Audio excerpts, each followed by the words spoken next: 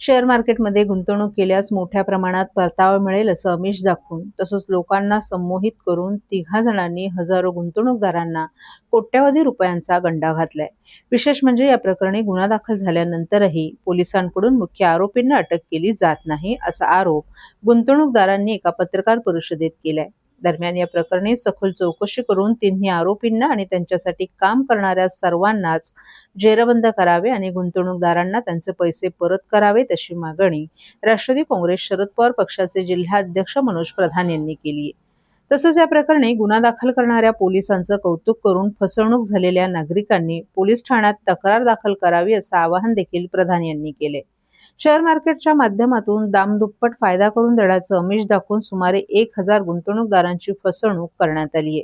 या गुंतवणूकदारांनी मनोज प्रधान यांच्या उपस्थितीत पत्रकार परिषद घेतली। या पत्रकार परिषदेत मनोज प्रधान यांनी गुंतवणूकदारांची फसवणूक करणाऱ्या भामट्यांचा पर्दाफाश केला।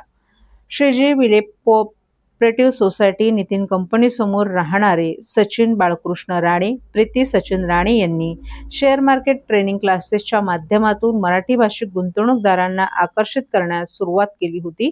त्यांनी गुंतवणूकदारांना सागर करिवर्डेकर मार्फत गुंतवणूक केल्यास दरमहा 4 ते 5% परतावा देण्याचं आमिष दाखवल्याचं प्रधान यांनी सांगितलं।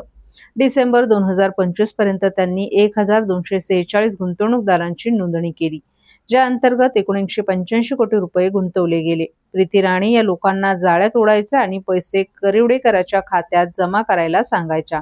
विश्वास संपादन करण्यासाठी करिवडेकर सोबत एक सामंजस्य करारही करण्यात आला होता, ज्यावर सचिन राणे यांनी मार्गदर्शक म्हणून स्वाक्षरी केली होती। ज्या खात्यात गुंतवणूकदारांनी पैसे जमा केले होते त्या खात्यातून राणे कुटुंबियांचे नातेवाईक, ज्यात त्यांचे आई वडील, भाऊ आणि बहीण यांचा समावेश आहे, यांना कोट्यवधी रुपयांची रक्कम मिळाली। या सर्वांना सहआरोपी करावे अशी मागणीही प्रधान यांनी केली आहे।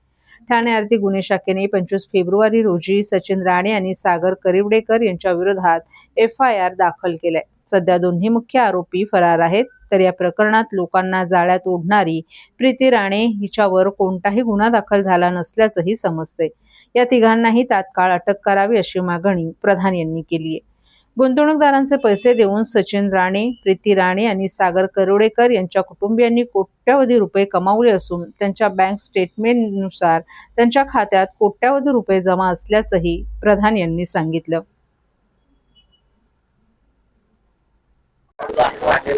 अशा प्रकारे काही इन्व्हेस्टरने आपली भेट घेतली होती। काय नेमकं त्याचं प्रकरण आहे आणि राष्ट्रवादीची काय मागणी? या ठाणे शहरामधनं 1246 लोकांची फसवणूक झालेली आहे। 4% आणि 5% रिटर्न द्यायची आमिष दाखवून 180 कोटी रुपयाची तर यादी आमच्याकडे आज आहे।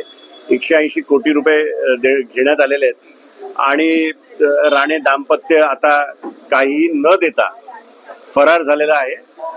आमची EOW ला एवढीच मागणी आहे की FIR लॉन्च झालेला आहे, तर लवकरात लवकर त्यांना अटक व्हावी आणि त्यांचे असेट्स फ्रीज करून लवकरात लवकर कसे लिक्विडेट होतील ते बघून आपले लोकांचे पैसे त्यांना लवकरात लवकर परत मिळावे। तसंच आपल्या माध्यमातून लोकांना सांगायची एक इच्छा आहे की असं 4% आणि 5%च्या आमिषाला भूल पडू नका। कोणीही तुम्हाला 4-5% इन्व्हेस्टमेंटवर रिटर्न देऊ शकत नाही। त्यामुळे आता जेवढी लोक फसलेत त्याच्यावरच आटपतं घ्यावं। आणखीन अशा पॉन्झी स्कीम्स आपण ज्याला म्हणतो त्या खूपशा फ्लोट होतात त्या महाराष्ट्रात, पण त्याला भूल पडू नका हे सांगण्याकरता आम्ही आज या ठिकाणी आलो।